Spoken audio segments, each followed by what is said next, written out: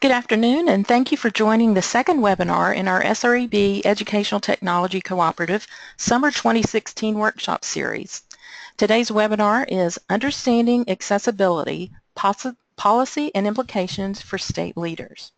I'm Wanda Barker, Director of the Educational Technology Cooperative. Got tongue-tied this afternoon.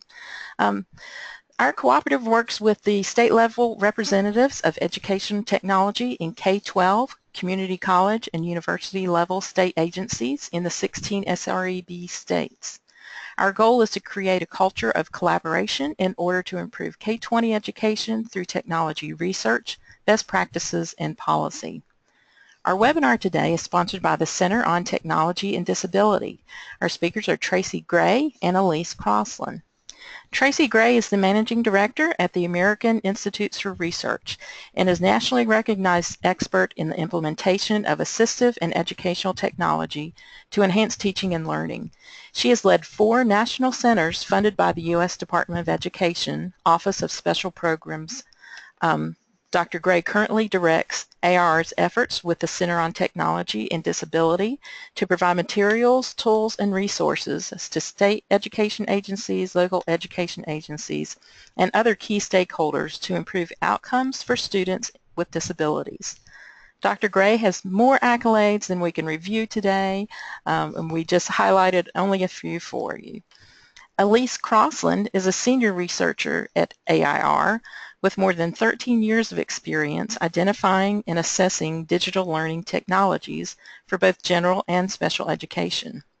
Her work focuses on providing technical assistance and professional development to educators at the local, state, and national level on the use of technology tools to facilitate access to academic content for students with disabilities to ensure that all students are college and career ready. Elise's current work includes the design, development, and creation of interactive content and platforms, professional development materials, technology guides, and research briefs on the use of assistive technology and IT to improve student outcomes and to more effectively utilize technology to support students with disabilities. Thank you, Tracy and Elise, for helping the Educational Technology Cooperative members and other educators in the SREB region with accessibility policies and implications in order to meet the needs of students with disabilities. Now I will turn it over to Elise Crossland so that we can get started. Elise? Sure. I think we can start briefly by just telling you all a little bit more about the Center on Technology and Disability, and Tracy will jump in if she feels that I've missed anything. We are funded by OSEP on the Office of Special Education Programs at the Department of Education to address the use of AT, assistive technology, and IT, instructional technology, across a broad range to improve learning and employment outcomes for people with disabilities. AIR in particular focuses on helping state and local education leaders do that work, and some of our partners at the Center on Technology and Disability focus on working with parents and families and caregivers, or working with the students themselves, and also focusing down to early ed and through K-12. So we cover a wide range of audiences and create a number of materials, videos, and resources, along with webinars like these to help educators and families and students at all levels figure out how better to use technology to support the outcomes for people with disabilities.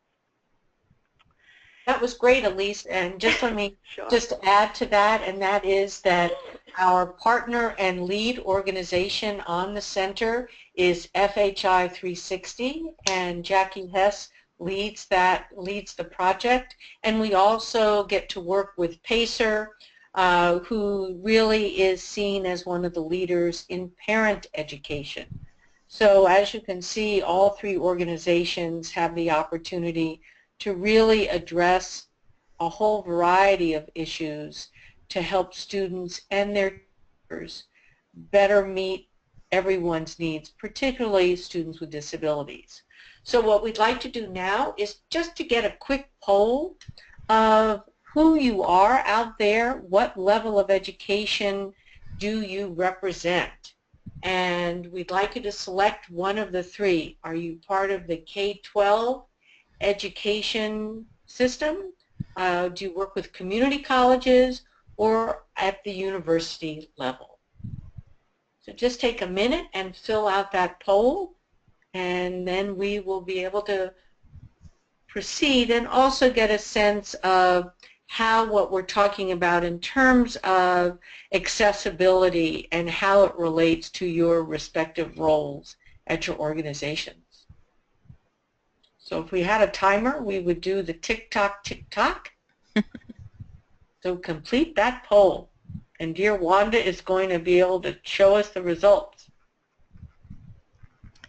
And it looks like about 70% have voted, so we'll go ahead and close that poll so that we can publish the results for you. And we'll share that. Oh, great. So it looks like about 25% of our participants today represent K-12 education. Looks like we don't have anybody from the community college arena, and we've got 75% of our participants who are at the higher education level. So that's really great, and as you'll hear throughout this presentation, we're going to be focusing on what the issues are in terms of accessibility and ensuring that the materials, whether they're websites, curriculum, or other educational content, is accessible to ensure that you don't find yourselves in difficult situations of what the law says, what the regulations require you to do as compared to what you are doing. So I'm going to hand this over to Elise, who's going to provide us with the introduction, the overview to accessibility, and what do we mean when we're talking about accessibility. Elise, take it away. Sure, thanks, Tracy. So when we're talking about accessibility, we're talking about making sure that people with disabilities, I don't want to say just students because this also includes the parents or the members of the public that may be visiting your school website, has equal access and equal opportunity to be able to access the content, programs, resources, and learning platforms.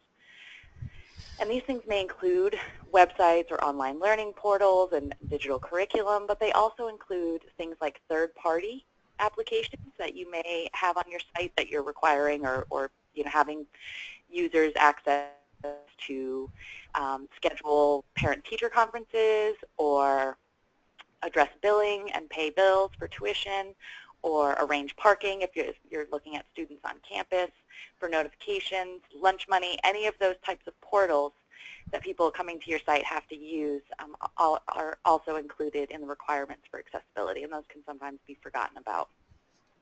And when we're talking about accessibility, there's a big issue between sort of thinking about this from the beginning and ensuring that something is accessible from the start versus coming back to it later and having to retrofit inaccessible content. And some of it, was inaccessible sort of legacy content that started out as being more inaccessible and it was difficult to go back. And so there's some times where we cannot avoid going back and having to retrofit content. But as we move forward, there are a lot of ways now that we can start to think about creating materials that are what we call born accessible and using principles of universal design for learning to put us in that position of having things that are starting out as accessible. Because it saves us time and money and headaches. And so when we're talking about accessibility, I mentioned, that we're not just talking about students, we're talking about anybody that might be coming to your school's website or might be accessing your content or products that you've created. And so this is allowing people with disabilities to be able to navigate, perceive, understand, and interact with your content or your website, and needs to consider physical, visual, speech, auditory, neurological, and cognitive disabilities. So it's a lot to think about. And I mentioned born accessible on the previous slide, and I wanted to go into that a little bit because it's a fairly new term that's starting to come up, but it's this concept of that if something is digital first or born digital, that something has been created to be digital first, and we're talking about you know, not a paper textbook that's been scanned in, but textbook that was created from the beginning to be digital, or content media that was created from the beginning to be digital as opposed to taking old film and converting it, then if we're starting from that perspective of things being born digital, the perception is that there's no excuse that things can't also be born accessible. We have the digital files, we have the ability to make these things accessible. And so it's a way of starting to look at design and content of saying, let's make this accessible from the start. We have the tools to do this and think about it as being born digital and born accessible. And a lot of emerging technologies are making this easier. Being able to add captioning to videos used to be a lot more labor intensive. Things like speech to text have become a lot more accurate, and so many times you can caption almost an entire video using speech to text and just go through and fix some of the errors. Alt text on images and websites, which allows somebody with a visual disability who's using a screen reader to see an image or hear a description of an image, is very easy to add. A lot of programs make it very simple, being able to add standard headers and things. We have a lot more tools available that are free and pretty user-friendly than we had in the past. That being said, things that are born digital or things that are digital are not always accessible. And there are still many aspects of digital content that are problematic. STEM content, things like formulas, charts, and graphs can be still very difficult for screen readers. And just adding descriptive text to an image isn't always sufficient, especially if the image is a chart or a graph or something that's conveying a lot of really rich information. Those types of descriptions need to be written by somebody who has an understanding of the content and can write a description for the user that really gives them the full meaning of what that image or chart or graph represents. And that can be a challenge. It's not easy to write good alt text descriptions. And digital content is a really great start with some of these built-in accessibility features like text-to-speech and magnification, but we can't assume that just because we have built-in accessibility features or we've added alt text that our work is done and that things are fully accessible to our students. So I've talked a little bit about universal design for learning, but I haven't gone too deeply into it. So I wanted to do another quick poll and see how familiar you all are with the principles of UDL.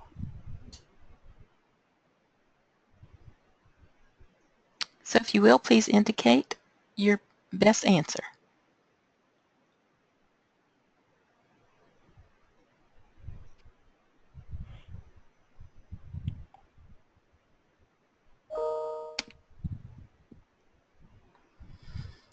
And it looks like about 80% of you have voted.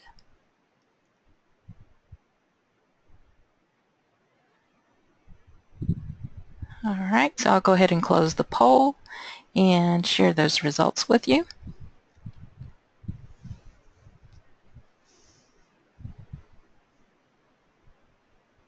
So only 25% of you are not at all familiar with UDL, 75% somewhat familiar, but we have no one that says they would be willing to go out there and be a UDL trainer, at least.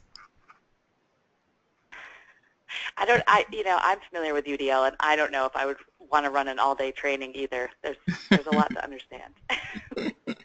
Well, that's good. So at least, sounds like most people have at least heard of it. I will say I've been seeing, I go out and do conferences sometimes, and I will ask people to put up their hands if they've heard of UDL. And even just a few years ago, I would maybe get one or two people.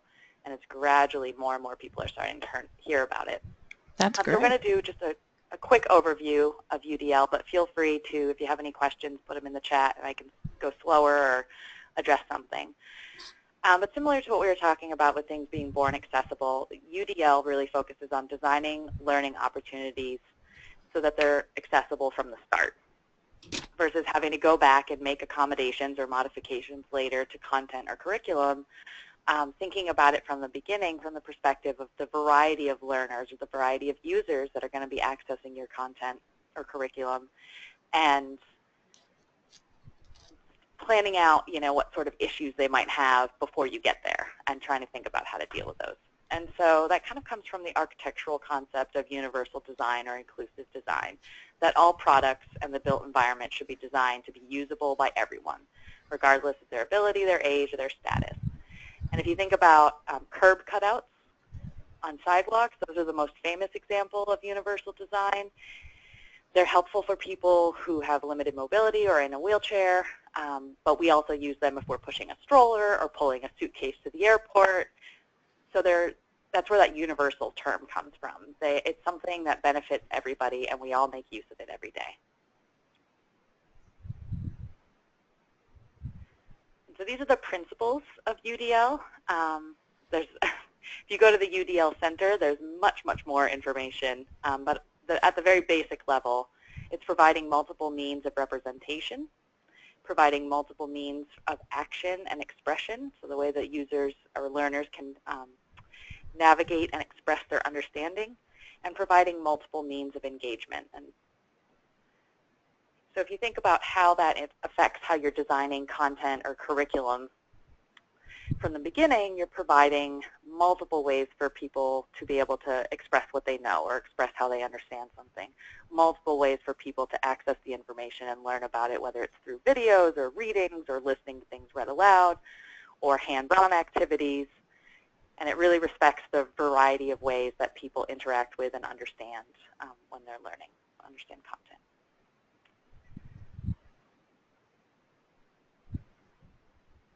So the benefits of thinking about both content design and also sort of website accessibility and your technology accessibility from this perspective is that it benefits all of your students. It benefits everybody who comes to your website. We all use accessibility features every day, probably sometimes without even thinking about it, but especially if you're using, say, a mobile device to access a website, we're using things like zooming in because the website is teeny tiny, having touch screens, having visual support for auditory information when we're hearing things and being able to see and hear at the same time, using closed captions when you're somewhere where you can't have sound or when you're sitting in the doctor's office and they've got the TV on. Using text-to-speech is another thing that we use frequently, and voice recognition or speech-to-text you use every time you're talking to your phone and asking Siri for directions or whatever. So we use these things every day, and having accessible content on your website benefits your users in the same kinds of ways, even people who do not have disabilities. There's also a lot of unexpected benefits. So a lot of times things that were designed to support users with disabilities end up having unexpected benefits for a wide audience. And one really great example of this is closed captions. And using closed captions has actually been shown in a number of studies to improve reading ability, word recognition, vocabulary comprehension, and it's been used to support literacy in both early readers, young students, and adults who are struggling readers. It also supports language learning. Students who are learning English do much better when they are able to watch videos that are captioned. And so if we start thinking about it from that perspective, there are a lot of other benefits that your students or the parents or caregivers who are coming to your school website or anyone else in the public that's accessing your website or your content who may or may not have a disability, how would some of these features improve their user experience or improve their ability to use your materials? And from a financial perspective, apart from, this saves us money if we do it from the beginning and we don't have to do this, it also improves your search engine optimization, improves your ranking. If we think about it, a lot of search engines are visually impaired. They can't hear anything. They, have limited reading ability. They are unable to watch videos and pull information from that. So having as much description available as possible helps search engines find your content. And a lot of the best practices for improving SEO, improving your search ranking, actually align really closely with the best practices for accessibility. Having interactive captions on your videos makes those videos searchable. So not only does that make it easier for Google to find you, but if one of your students wants to find a specific piece of a video, they can search those captions and find it right away for an online course, for example. using consistent headers, having meaningful links, and clear content and organization. All of these things make your content easier to use for people, but they also make it a lot easier to use for search engines and make it much more likely that people are going to find the things that you're putting out there. Because nobody builds a website and hopes, gosh, I hope nobody ever comes here. I hope nobody ever finds our content. So there's a lot of unexpected benefits in terms of SEO with ensuring that all of your content is accessible. So with that, it's time for another interactive audience poll. Get that launched for you. Okay. So does your institution currently have an accessibility policy displayed on your website? Either yes, no, or I don't know. And the good news is you're anonymous, so you don't have to worry about anyone checking up on you. Good point, Tracy.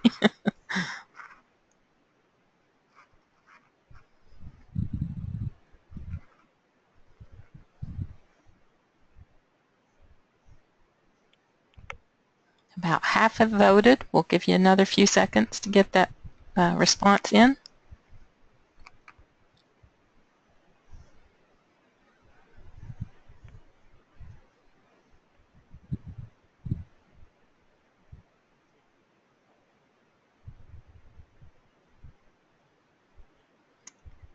Okay, and we're up to about 80% now, so we'll go ahead and close the poll and share those results with you.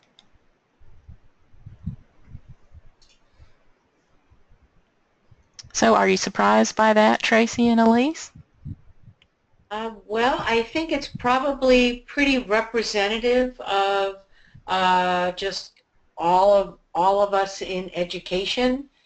I think so too. Level and higher education level. Yeah. And certainly appreciate the honesty of the people who say that they don't know. And I don't think any of us are surprised at the numbers. Elise, what's your sense? No, I am not surprised. You know, I think it's more and more schools, especially in higher ed, are starting to put accessibility policies on their website. But I think higher ed has sometimes been on the front lines, given how many students may be doing distance learning and watching videos and doing online learning platforms. And so they've really had to struggle through some of these issues with accessibility and a lot of online learning happening. And I think that's starting to move down more into K-12, but I mean, a lot of national organizations don't have this on their website either. That's a good point. No, not surprising. Good point. I'm not surprised by the results either. I think it probably represents a good portion of educators in the SREB region. So that's not surprising, but it's a good segue into Tracy, who's going to talk about the legal requirements for accessibility and what our legal obligations are for providing accessible content. Well, thanks, Elise. Take it away, Tracy. I'm struck by the fact that many of the stakeholders that we're working with at the state level, particularly chief operating officers of technology, your CTOs, your chief technology officers, the feedback that we're hearing from them is that they don't have the sense that the people they work with have a sense of urgency about this issue. And they're looking to us to help them create an environment where this is the importance of having accessible content, having accessible websites, and other related materials is really important. And so this is a great opportunity for us to reach out to you all, part of SREB, to get your sense of how to really raise the visibility of this issue. Because when you see the next section of our presentation here, the bottom line message is it is the law. And that particularly when you look at higher education, It's in the statutes, but it's also becoming quite prominently placed, and of course it always depends upon the regulations that get promulgated with legislation. But I think when we see the regulations associated with the Every Student Succeeds Act, you will see that accessibility is really a key issue. So what we wanted to do with this graphic was to just give you a sketch, a thumbnail sketch of the evolution of legislation that relates to students with disabilities, and embedded in that are issues related to assistive and instructional technology. So we go all the way back to 1973 with the Rehabilitation Act, and then we move along through the 90s with which it was morphed into the ADA, and then the Individuals with Disability Education Act. And in 1998, that's the first time you see technology, assistive technology, actually being represented in a legislative act. Then we move on to No Child Left Behind, where there was some discussion about accessibility and the need to ensure that students had access to instructional materials that they could discern to basically level the playing field. And then in 2004, that was underscored with the Individuals with Disability Education Improvement Act, which took it even a step further. In 2008, there is actual mention of universal design for learning in that legislation, where it talks about the need to ensure that students, particularly in higher education, can gain access to the information, the content, the materials, the platforms, etc. And then again, you will see much more explicit mandates in the legislation and the related regulations. So when you look at the sequence as noted here, if you look at Section 508 of the Rehabilitation Act, that is where you'll find enforcement of the Web Content Accessibility Guidelines. And you often see it abbreviated the WCAG 1.0. That refers to these guidelines, which provide specific direction on what accessibility should look like.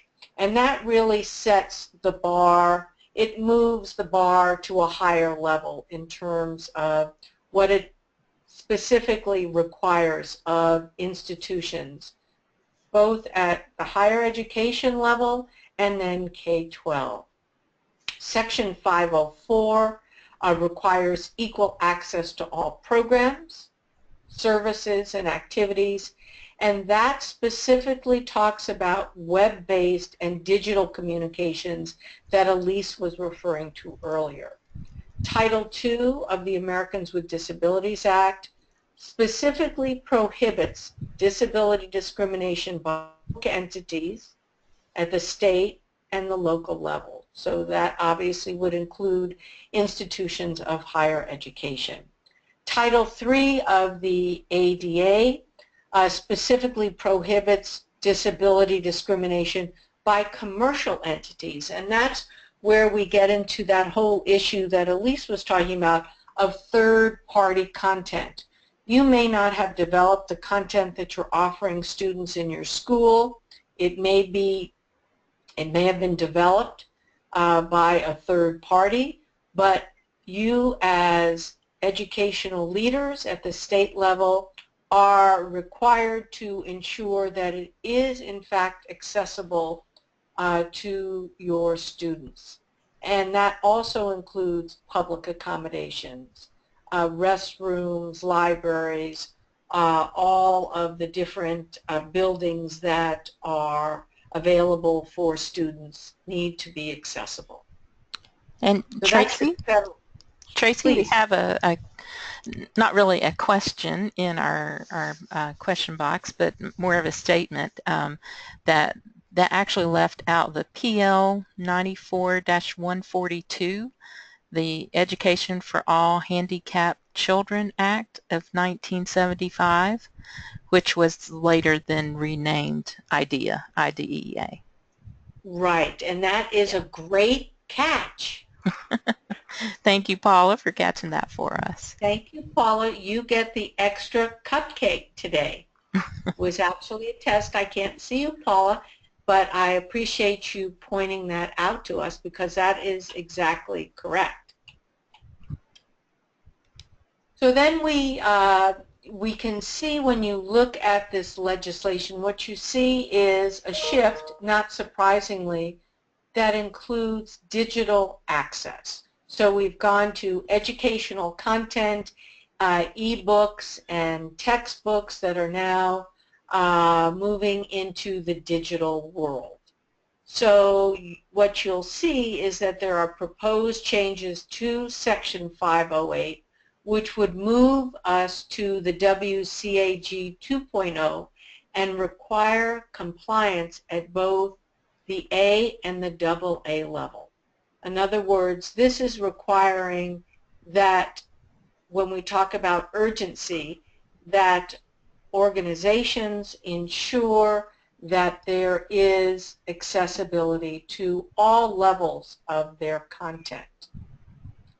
And then although the changes to these 508 guidelines have been delayed, it's worth noting that the U.S. Department of Justice has made their position clear in 2 statements of interest in federal lawsuits against 2 universities, Harvard and MIT, in 2015. And you can see that this case law argued that, in fact, the federal regulations make it very clear that accessibility is mandatory. Another element of that case law states that even without updated accessibility guidelines, schools, institutions of higher education, and public accommodations are required to provide equal access, and as Elise noted, to web-based services, programs, and activities. And this is also underscored by the fact that the ADA explicitly was written to keep pace with developing technologies. So we can't really hide behind the fact that we're offering a technology, but it's new and it's innovative, because in fact, if you were to talk to the people at both Harvard and MIT, you would hear that their lawsuit, or the lawsuit brought against them, was decided in favor of the plaintiff, that in fact they were required to ensure that they were providing accessible materials. And Tracy, this might be a good time to point out that in the handouts section of the webinar pane, you will see the 508 checklists in PDF format, as well as the WCAG2 checklist. And the WCAG checklist also describes the differences between level A, AA, and AAA in that handout. And that's perfect timing, Wanda, as we get to the WCAG 2.0. What this offers are the international standard for web accessibility. And in fact, we're not going to go into it here, but as Wanda pointed out, it's available in that paper that there are 3 levels of compliance. These are like A, AA, AAA batteries. That your AAA level is advanced, and it doesn't necessarily apply for most applications, but what the standard does is it really provides that kind of broad scope, if you will, or a continuum that leaders such as yourselves should be using as guidelines to determine what your organizational needs are and what the needs are of your students based on what you're offering at your particular institution. And again, there are those proposed changes to the 508 standards that are still pending, but that should not in any way diminish the urgency. And again, that's the word that people are encouraging us to use because of the fact that there are currently over 300 lawsuits, and it's just starting, against institutions of education that are being filed by parents and other stakeholders that speak to the issue that their sites are not accessible, their materials are not accessible, or their physical space is not accessible. So let's go to another poll here. Do you know which accessibility standards your website or digital content meets? And we're giving you 4 different options here. Is your website 508 compliant? Does it meet WCAG 1.0 or WCAG 2.0 standards? Or are you not familiar with any of this? And again, there's no shaming here. We're just trying to get a sense of where the field is in terms of how they're responding to the guidelines, to the federal legislation, and the regulations that are out there.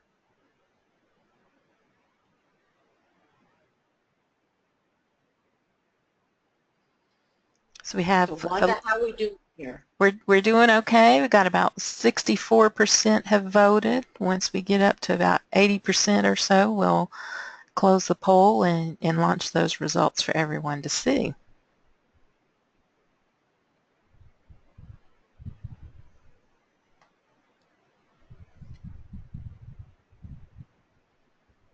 Okay, we're about at 80% now, so I'll go ahead and close the poll and then share the results with everyone.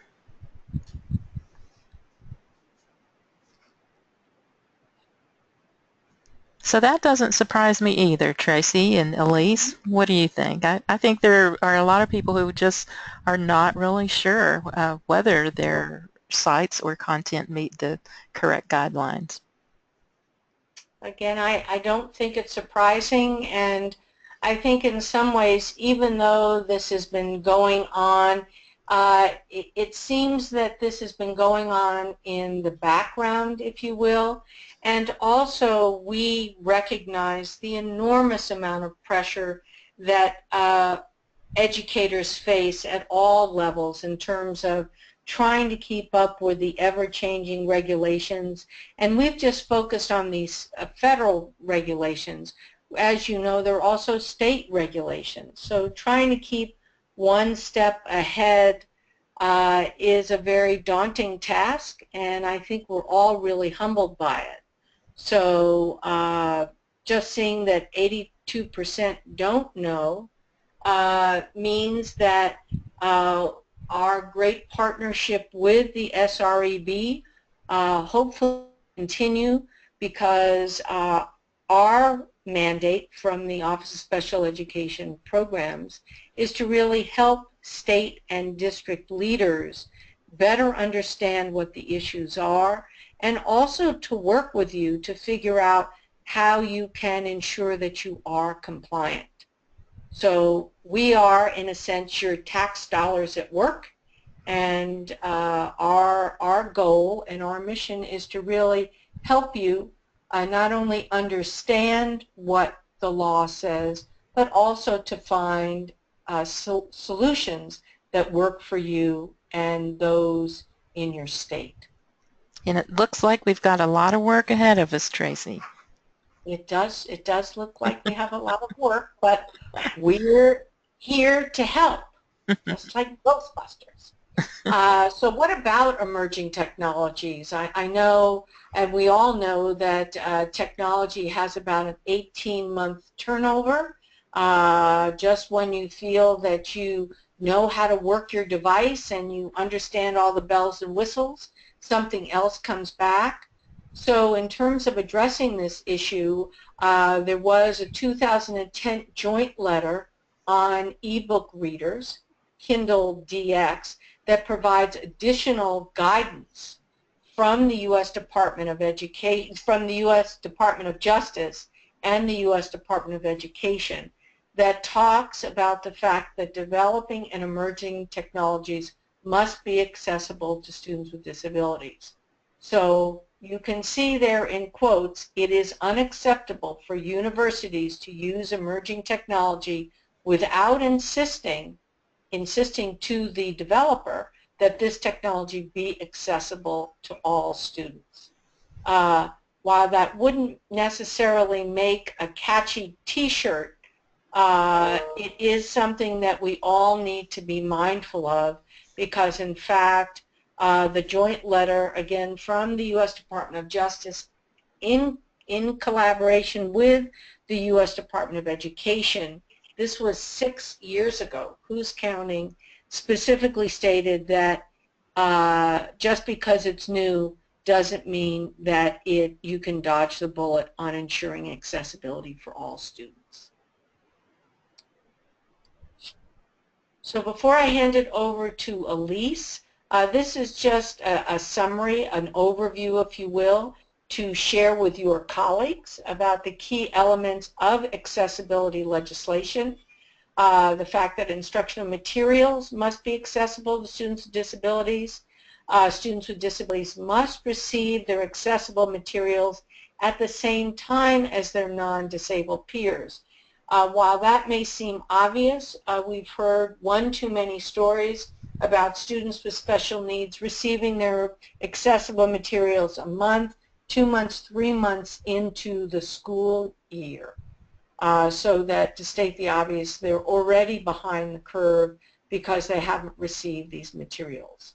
Online resources and virtual courses have the same requirements for accessibility, and websites, as Elise talked about earlier, must be accessible to their users with disability, including third-party applications, paying for parking, school lunches, school lunch systems, scheduling systems, etc. So now, and we want to stay within our timeline, I'm going to hand it over to Elise, who's going to talk about this whole issue of universal design for learning as a national priority. Take it away, Elise. Sure. I'm just going to show this very quickly because Tracy hit on this a little bit while talking about the evolution of legislation related to accessibility. But UDL has really become a national priority. It's featured prominently in the National Education Technology Plan. It's featured prominently in recent education K through 12 education legislation. It's featured prominently in higher ed legislation and was also part of the 2010 Ed Tech Plan. So it's really been building up to becoming a national focus and a way of thinking about creating our content, creating our learning opportunities to benefit diverse learners and people with all different types of learning needs. And this language was originally in the Higher Education Opportunity Act, but it's also been put into the ESSA as well, this definition of UDL and being really prominently featured as a focus for both higher ed and K through 12. So now I'm just going to spend a little bit of time talking about some implications for state leaders and what this means for you and how you can start to address some of these issues. Practical steps. So if this hasn't become clear yet in our presentation, who is responsible for accessibility? Everybody. This is not, you know, I think sometimes my background is in special ed, and sometimes in the past things would be inaccessible, but they would say, oh, well, eventually somebody will accommodate this down the road, or, you know, special ed will deal with that. Particularly as we're thinking about website and digital content accessibility, it really does become a system-wide responsibility. You may have teachers or professors who are creating content for their courses, posting things online. They need to be aware of accessibility.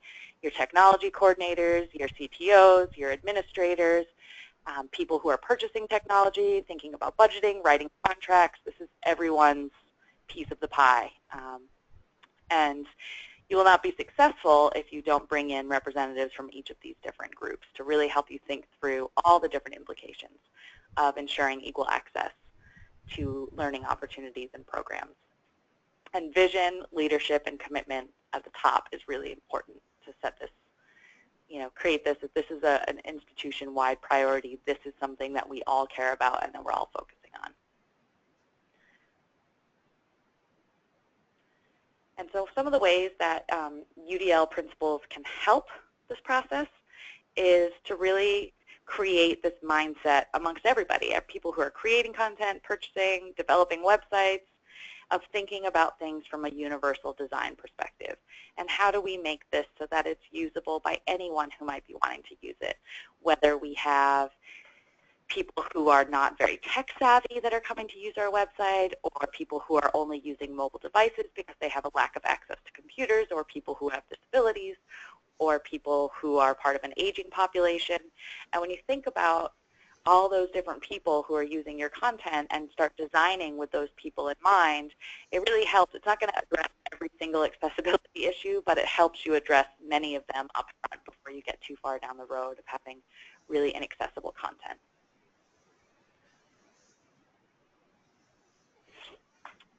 And in terms of getting to compliance, the biggest thing, which has also been sort of a theme through everything we've talked about so far today, is being proactive. Thinking about things from a UDL perspective or born accessible technology is all representing ways of being proactive and thinking about these issues instead of reactive. When a student comes to you and says, I can't access this online course because none of the videos are captioned. And not only does that mean that you all have to scramble at that point and potentially spend a lot of money to have somebody caption something very quickly, it also really puts the student at a disadvantage. They have to come in, they have to find somebody that might be able to translate the video for them. Maybe they need to get a sign language interpreter. That costs the school money. They have to ask the teacher if there's maybe another video that they could watch instead and still get the same content. And all of those challenges could have been avoided, if you thought about from the beginning, all of our videos, that's our standard. Everything must be captioned. Everything needs to be accessible.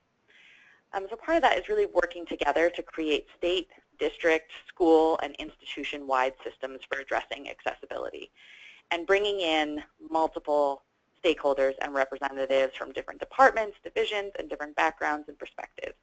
So the educators in your community, stakeholders, parents, students, caregivers, disability organizations, whether they're local or national, the content creators that you're working with, whether that's teachers or other people that are creating content, your web developers, technology companies that you're purchasing things from and ensuring that you're writing contract language that includes accessibility. All of these people need to be a part of the process. And so some of the steps to get started, and hopefully we've put you at the beginning at least of some of these steps, is to really understand accessibility legislation at both the state and the federal level. As Tracy mentioned, many states have their own laws that go a bit further than the current Section 508 guidelines, or they may add things on that are required at that state level, so ensure that you're familiar with those. Use some of the checklists and guides online, and Wanda put the 508 and WCAG 2.0 checklists in the sidebar for you to download, but there's also a ton of really great checklists online, and I've included some of those resources at the end of the slides. Perform accessibility audits of your website, your instructional materials, and review your existing, if you have them, accessibility policies. And if you don't have an accessibility policy at your school or university yet, that should be your first step, is starting to think about creating a very clear accessibility policy. You can request voluntary product accessibility templates from producers of content, developers of content, and ensure that you review your contracts with them and make sure they include accessibility language. There's really great examples of accessibility policies at other districts, schools, and universities, so There's a great place to start. Steal some of their language, look at how they've approached it, and think about how that might apply to your particular situation. Develop and communicate an institution-wide vision of accessibility so that this does become something that everybody owns, that this is what we do, this is who we are, we make sure that our content is accessible, and it's something that everybody is a part of, and commitment to UDL. And then set goals and benchmarks with really clear timelines for success and who's going to be involved in helping to achieve those goals. And then continue to carry out regular accessibility audits and solicit feedback from your students and other stakeholders. Because, you know, as technology changes, something that was accessible before may not be accessible. It's good to keep checking and making sure that everything is still working as it's expected for your students. And so the last two slides are just a bunch of resources that I put together, or Tracy and I put together, to help you in this process. And if you download the slides from the sidebar, you can access all of these resources, so don't feel like you need to write these all down or remember them. But there's a lot of really great tools online that can help you with thinking about making sure that online learning platforms are accessible, helping teachers learn how to create accessible documents if they're creating their own materials for their courses that are written in very clear, easy to follow, educator-friendly language. And so that can help the process of doing PD with them. Elise, we have a couple questions. If you Sure. Do you mind if I go ahead and take yours? I am done, so question away. Great. So John wants to know, what suggestions do you have to deal with faculty and departments who utilize an outside resource product like Pearson but do not have a contract?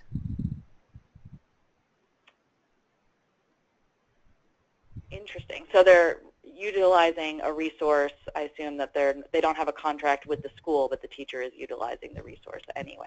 Yeah. Is that what he's asking? Okay. That's what it sounds like. There's probably some web content that's freely available, so there's no actual written contract with the provider. Right. I mean, and that can be a little bit more difficult because obviously when you've got a contract with the publisher or provider, you have a little bit more clout to write into your contract. Mm-hmm. This is something that we expect.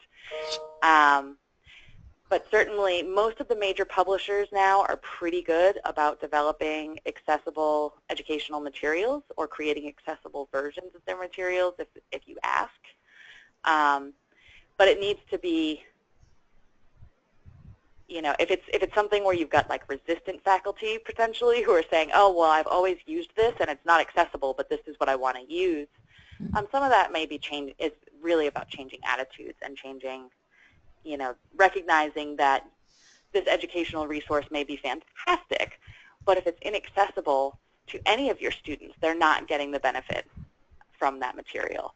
And so if you're contacting the publisher and requesting accessible versions and they don't have them or they won't provide them, then you either need to find a way to accommodate that material and make it accessible, or, you know, help your faculty understand that your goal as a teacher is really to make sure that all of your students are learning. And certainly if you have content that they can't access, they're not getting what you're hoping to.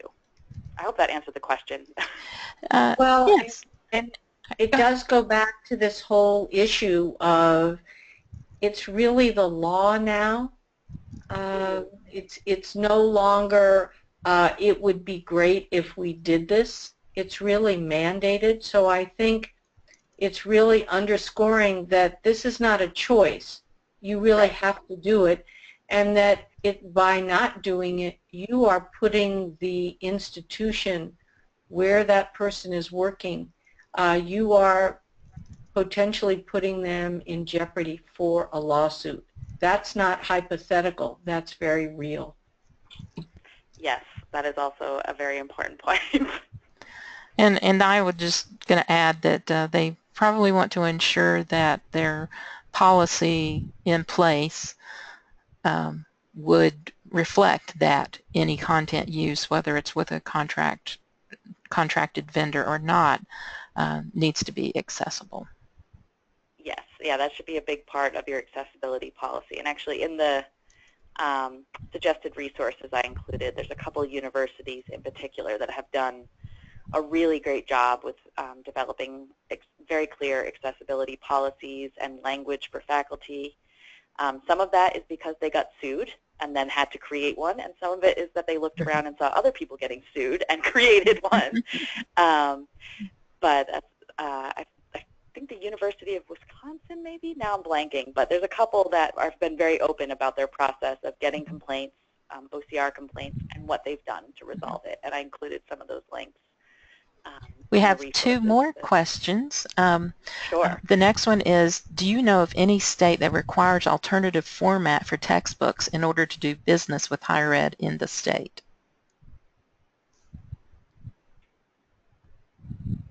I don't off the top of my head. I'm more familiar with K through 12, but I don't know the answer to that question. It's an interesting one, though. I'd have to look into that. Tracy, are you familiar?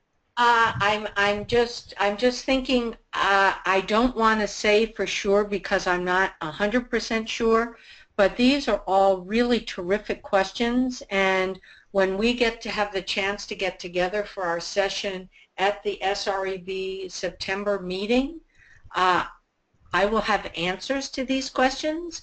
But these are the kinds of issues that we really hope, even if you don't raise them today, that you get these issues to Wanda so that when we come together, we can really tackle them, because we'll have enough time to really think about these things. And you all are really asking the really hard questions. It's one thing to talk about these things, as you know, but the devil is in the detail and the execution. So we really appreciate you raising these issues.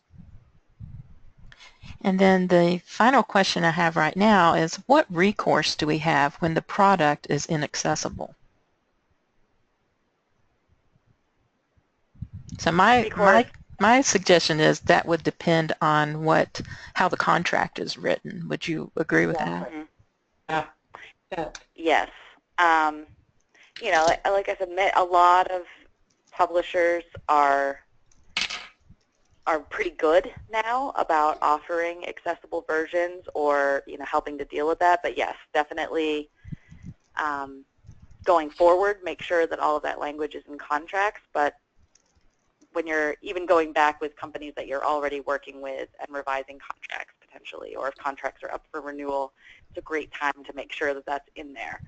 And like, I think, for example, Seattle Public Schools is a good K through 12 example. They had an OCR complaint against them, and one of the things that they agreed to do was write contracts with language that specifically gave them a lot of avenues for, if ever there was a complaint from somebody that these products were inaccessible, it was coming back to the company, not to Seattle, because Seattle had done their due diligence and written this into their contracts, and these companies had swore, yes, this is accessible, and so that language is now written into their contracts that if something does end up being inaccessible or causing a complaint or whatever, that the company would be responsible for dealing with that and fixing it. So it pays to be very explicit, I think, going forward, as Seattle learned. Very good. So, yes, well, as Tracy said, we can definitely dig deeper into these issues in September, and we're also putting together a big series of resources on addressing these issues. Those should be ready right about probably the beginning of the school year, mid-September. And so any feedback that you have, we'd appreciate, being able to potentially show you guys some drafts at the conference in September, get some feedback. But any questions that you have will help further develop these resources and help us really create things that are targeted to your specific needs in your states. And I have a question. It wasn't in the chat box. This is something that I wanted to ask. How would you suggest that you get the buy-in from top-level administrators in order to implement a policy on accessibility to ensure that the web and digital content is accessible if there is no existing policy? I think there's actually a really great resource that I can recommend, and I don't know whether I put it in my links or not, but the W3.org website, which is who has the WCAG 2.0, they have this wonderful, humongous resource that they created that's how to create a business and financial and social case for accessibility with links and documentation and how to argue as, you know, a tech person mostly, but really anyone, you know, these are all the financial implications, this is, you know, getting sued, and these are the social and ethical applications, and these are the business case scenarios. So that's a really great resource for digging deep and being able to create a whole, it's somebody who's resistant to be able to say, here is how this would save us money, keep us from getting sued, and also, you know, ensure actually that our website is more usable in the future and keeps up with existing, with emerging technology. A lot of these things, like I said in the beginning of the webinar, have benefits beyond just your users with disabilities. And so this guide from that website is really lays it out very clearly and gives you some great resources, great arguments to bring to a meeting. But beyond that, yeah, being able to point out, well, this will prevent us from getting sued. It saves money. It costs a lot more if you have a blind student who cannot use your website because it doesn't work with their screen reader, and they have to then request from disability services or your special education office somebody to come and read the website to them. That's costing you time. It's costing you money to actually have a physical person go. It ensures that the student is ending up behind because they have to wait for somebody to come support them. So there's a lot of pieces, you know, in there sort of related to financial obligations or and saving money as a university, but also the threat of being sued is a pretty good one. That's great. That sounds like some good resources too. Nobody wants to get sued. Right. And it's the right thing to do. Yes. Well, Wanda, just to close out, we are looking forward to seeing you at the meeting, and if there are any issues in particular that you would like us to address in terms of the needs that you're facing or the challenges that you're facing, we really would encourage you to get those to Wanda, who will then make sure that we have them as we work on our presentation, our workshop, and also our discussions with you all. So we see you as partners in this. While we are experts in this area, we see ourselves being all in this together, if you will, trying to figure out the best strategies to make sure that everybody understands not only the importance of accessibility, but also the urgency to address these issues. So we want to thank you for participating, and as always, our thanks to Wanda, who is the world's best partner. And we look forward to seeing you in September. And thank you, Tracy. Thank you all, and thank you, Wanda. Well, we certainly appreciate your expertise and your willingness to provide all of this information for not only our ETC cooperative members, but their colleagues and other leaders across educational systems in the SREB states. We know that accessibility is a critical issue. It is one of our top 10 issues that needs to be addressed in each state. So we appreciate you being a partner with us to help get that word out, get the information out that these leaders need to have, and help to you know, begin that plan of if you start from the bottom and you can only build up. So if there's even if you have nothing in place so far, this is a good day to start, and that's what we'll help you to do. We look forward to seeing. Yes, we look forward to seeing both of you, Tracy and Elise. Well, at least Tracy at the fall conference. I guess Elise is not going to be there with us, but no, I'll be there in spirit. Yes, she's always there in spirit. She's always there in spirit. But again, if we do get these questions beforehand, then we will have a chance to put our heads together and make sure that we've got all the answers. Yes, very good. Thank you. All right, thank you. Thank And you. this concludes our webinar. Thank you so much for attending.